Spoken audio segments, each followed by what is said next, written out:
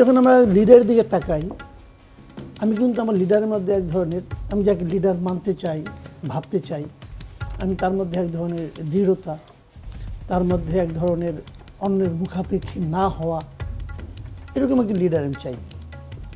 এখন তিনি যদি বলেন যে আমার দেশে যাওয়াটা অন্য অনেক কিছুর উপর নির্ভর করে, আমার একার সিদ্ধান্তের উপর নির্ভর করে না, এমন কথা যিনি বলেন, তিনি যখন রাষ্ট্র ক্ষমতার দায়িত্বে আসবেন তখন উনি বলবেন যে সিদ্ধান্ত আমাকে নিতে হচ্ছে, কারণ আমার সেই সিদ্ধান্ত আমার ইচ্ছার উপর ডিপেন্ড করে না, আমার দলের উপর নির্ভর করে না, অদৃশ্য কোনো একটা শক্তির উপর নির্ভর করে।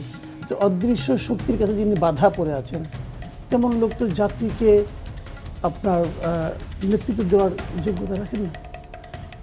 এটা শুনতে খুব খারাপ শোনা যায়, বলতে আমারও খুব কষ্ট হচ্ছে, কারণ আমার কাছে আর বিকল্প কেউ নাই। কিন্তু আমি অন্য যাদেরকে, তাদের কিন্তু আমি তার বিকল্প ভাবি না। আমি যাকে বিকল্পহীন মনে করি তার মধ্যে যখন এই দুর্বলতাটা দেখি তখন কিন্তু আমি কষ্ট পাই। কাজেই এই জিনিসটা ভালো না। পৃথিবীর কোনো দেশ তার সরকার প্রধানের জন্য এই বৈশিষ্ট্যটাকে কামনা করে না। এখন যারা ওনার দলের লোক, সমস্যাটা কথা জানেন, আমরা এমন একটা রাজনীতির সঙ্গে থাকি, শীর্ষ নেতৃত্বকে প্রশ্ন করার কেউ সাহস রাখে না, সাহসই পায় না। তারেক রহমান কেন আসে না, মানে কেন উনি আসেন না, এই প্রশ্ন আমি মাসুদ কামাল করতেছি আরও 1 বছর আগের থেকে। আমি বলতেছি বিএনপির এটা যখনই বলি আমি, তখন আমার পাশে কোনো বিএনপির লিডার থাকে।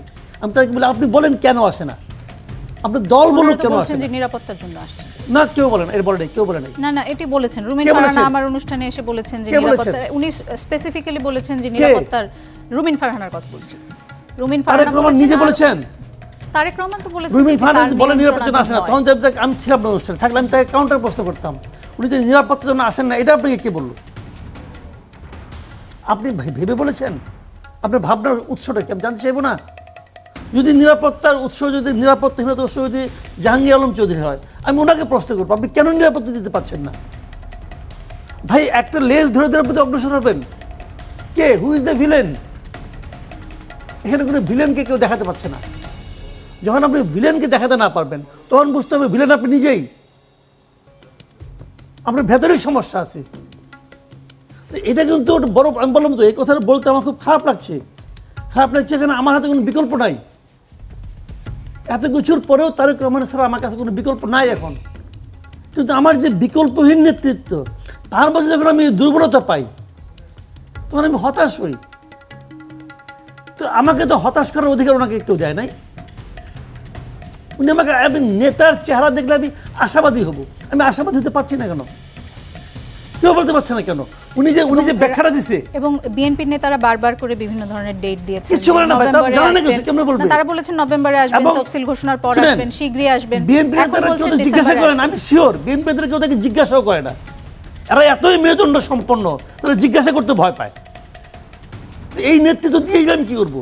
এরা দেশ চালাবে কেমন? আপনার কি ধারণা যে বিএনপি জানে না যে তারেক রহমান দেশে আসবেন কি আসবেন না?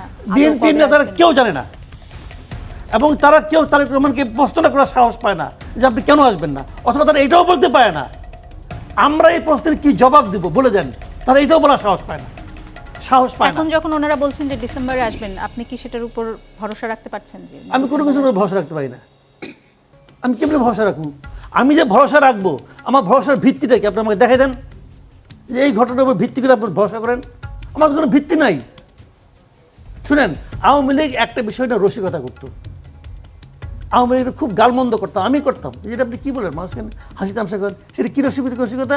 ঈদের পরে আন্দোলন করব বলতো না জিনিসটা। এখন ওই রসিকতা দেখে সত্য হচ্ছে, এটা কেন হবে ভাই? আমার কথা হলো জানেন, শুনে একটা কথা বলি আপনাকে, আপনি এটা আমি বহুবার বলি, আপনি ভূত কিন্তু রাতের বেলা আসে,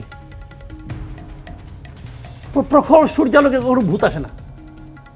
রাতের বেলা কি কারণ আসে? তখন মানুষের দৃষ্টি থাকে অস্পষ্ট, মানুষ দেখতে পায় না। মানুষ যেটা জানতে না পারে, দেখতে না পারে, সেখান থেকে কিন্তু ভূতের জন্ম হয়। ভূতের কি চেহারা কেউ জানে না, এক একজন এক এক রকম আঁকে। কেন? দেখা যায় না। তো এখানে যখন আমি দেখতে না পাই, বুঝতে না পাই, আমি যখন লজিক্যালি এক্সপ্লেন করতে না পারি, তখন আমার মধ্যে কিন্তু নানা ধরনের সন্দেহ ডালপালা গজে ওঠে। এবং সন্দেহের ধর্মে হলো এটা যে প্রতিদিন আপনাকে আরো আরো অনেক অনেক ডালপালা উপহার দিবে, এর কোনোটাই আমার জন্য স্বস্তিকর নয়।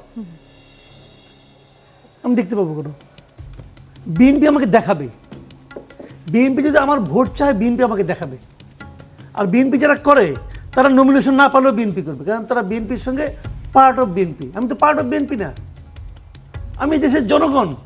আমি দেখতে চাই যে আমার যিনি নেতা হবেন, আমার দেশ যিনি শাসন করবেন, তিনি আমার কাছে ট্রান্সপারেন্ট থাকবেন, তার প্রত্যেকটা কর্মকাণ্ড আমি বুঝতে পারবো, তিনি আমাকে বোঝাবেন যে আমি এই কাজটা এই জন্য করেছি, অতএব তুমি আমার উপর আস্থা রাখো।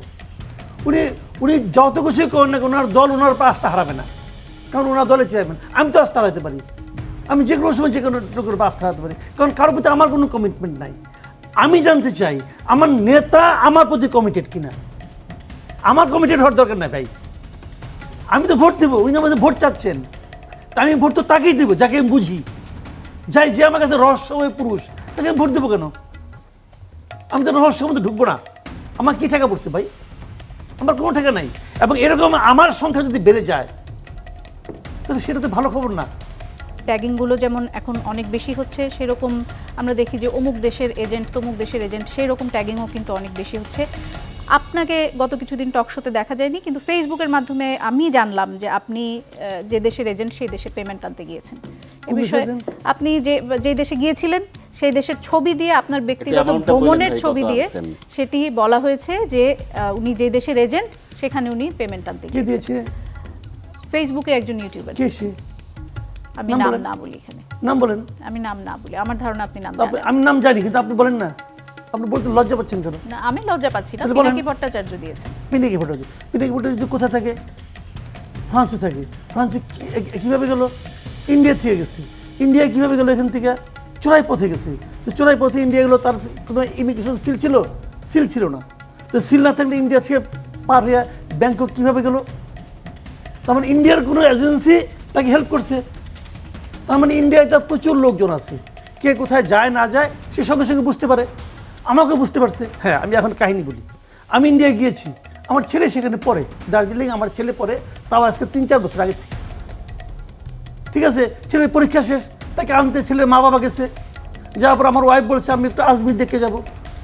আজমির সে যাবে, আজমির তারপর নিয়ে যাচ্ছে ওই গেছে। গেছি না, আমি গেছি। এখন আমার কোশ্চেন হলো কি, আমি কখন বাথরুমে যাব সেটাও কি ওর কাছে বলে যেতে হবে?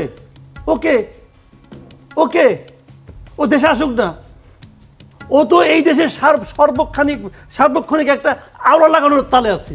আজকে সে বিএনপির গাইলায়, কালকে এনসিপির গাইলায়, পরশুদিন ডক্টর ইউনূসকে গাইলায়, আর ওর তো আর অন্য ওর ফ্যামিলি কাহিনী আর না বললাম, ওখানে গাইলার কেউ নাই। এগুলো বলে তবে লাভ নাই। কে কি বললো না বলতে কিছু যায় আসে না আমার। আমি একজন আচ্ছা ঠিক আছে, আমি যাওয়ার কয়েকদিন আগে, আমি যাওয়ার কয়েকদিন আগে খলিল সাহেব গেছে, খলিল সাহেব গেছেন ওই দেশে, এবং খলিল সাহেব নির্ধারিত দিনের একদিন আগে গেছে। কেন একদিন আগে গেল কেন? টাকা আনতে গেছে, টাকা আনতে গেছিল খলিল সাহেব। তো ভাই এইগুলো হলো কি, শুনেন, আপনি যখন রাস্তায় হাঁটবেন তখন অনেক কুকুর আপনার দেখে ঘেউ ঘেউ করবে। আপনাকে প্রত্যেকের কাছে যাই বলবেন ভাই তুমি কেন ঘেউ ঘেউ করতেছো, আপনি বলবেন? বলবেন না আপনি। আমি কিন্তু উত্তেজিত, কিন্তু কে কি বললো না বললো, আমি ভাই রাস্তার কুকুরকে বদার করি না, সিম্পল আমার কাছে।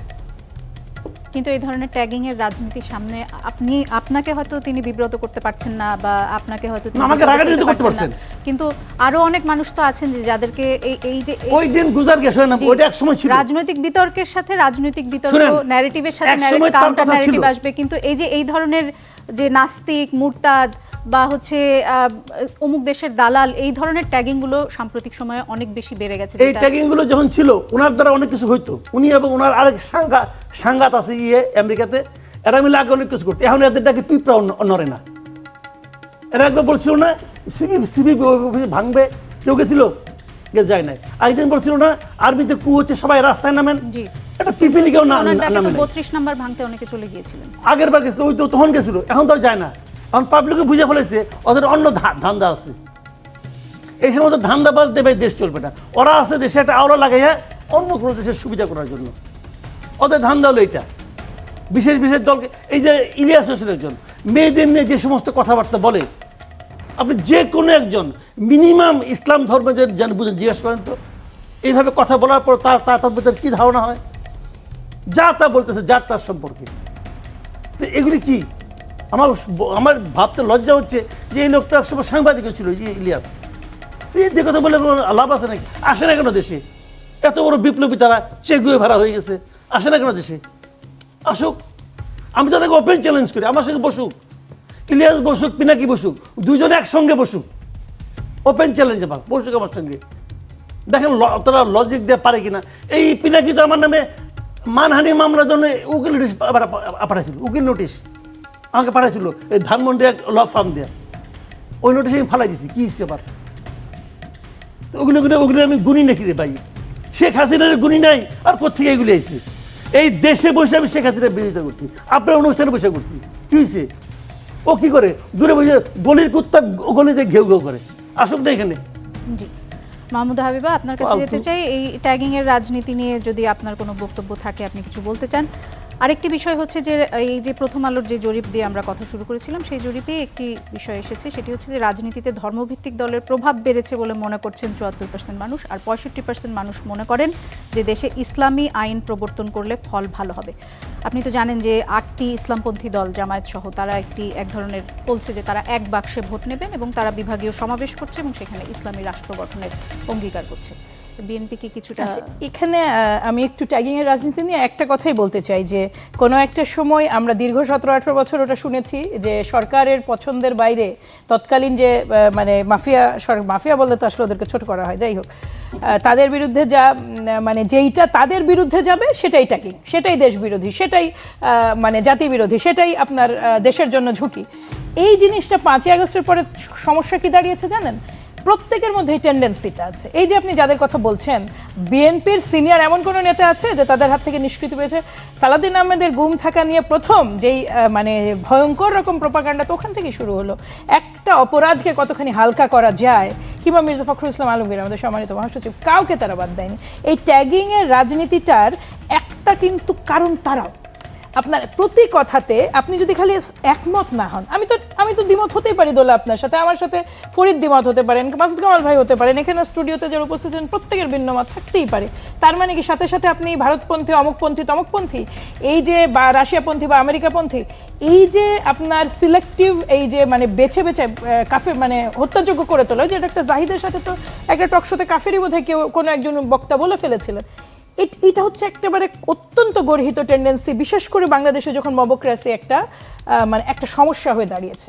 আপনি যে ব্যক্তিগত জীবনের বিভিন্ন এবং আপনি যেটা বলছেন উনি ইন্ডিয়া যাবেন না, উনি পাকিস্তান যাবেন না, উনি ইউক্রেন যাবেন না, উনি রাশিয়া যাবেন, ওনার চয়েস, ওনার টাকায় যাচ্ছে, উনি যেভাবে খুশি যাক, যেখানে খুশি পরিবার নিয়ে যাচ্ছেন। এই জায়গাগুলোতে এইটুক স্পেস, উনি সাংবাদিক হয়েছেন বলে কি ব্যক্তিগত কোনো জায়গা নেই তার? এটা তো আর হতে পারে না। এটা তো একটা অত্যন্ত মানে গুরুতর লঙ্ঘন একটা ব্যক্তি জীবন যাপনের, এইটা তো হতে পারে না। এই জায়গাটায় প্রত্যেককে বুঝতে হবে যে আগামীতে আমার নামে আজকে বলেনি বলে আগামীকালকে বলবে তা তো না। এখানে আরেকটা জিনিস আমি এবার আপনি আসেন, আপনি যে সার্ভেটা নিয়ে কথা বলছেন, দেখুন এই সার্ভে একটা ইন্টারেস্টিং পার্ট আছে। 30 সেকেন্ডে আপনাকে বলছি, আপনি আমাকে বারবার বলছিলেন যে 70% লোক চাইছে আওয়ামী লীগ। দেখুন এইটাকে আমি এইভাবে ঘুরিয়ে বলি, 70% লোক চাইছে না, 68.2% লোক চাইছে না যে আওয়ামী লীগ এই মুহূর্তে রাজনীতিতে আসুক। রিজনটা আপনাকে বলি, একেবারে ফ্ল্যাট নো দিয়েছে 28.2%, 26% বলেছে যে শাস্তিমূলক ব্যবস্থা এবং দলীয় সংস্কারের পরে, এবং 14% বলেছে ভুল স্বীকারের পরে। আপনি এটাকে সামারাইজ করছেন কিভাবে? আপনি বটম লাইন টানলেন কি? আমি সামারাইজ করছি, sorry, I am talking about the survey. The people who did the survey and published the report, তারা সামারাইজ করছে যে 70% লোক চাইছে যে আওয়ামী লীগ রাজনীতিতে ফিরে আসুক। নো, এটা কিন্তু শর্ত সাপেক্ষে রাজনীতিতে ফিরে আসুক না, তারা বলছে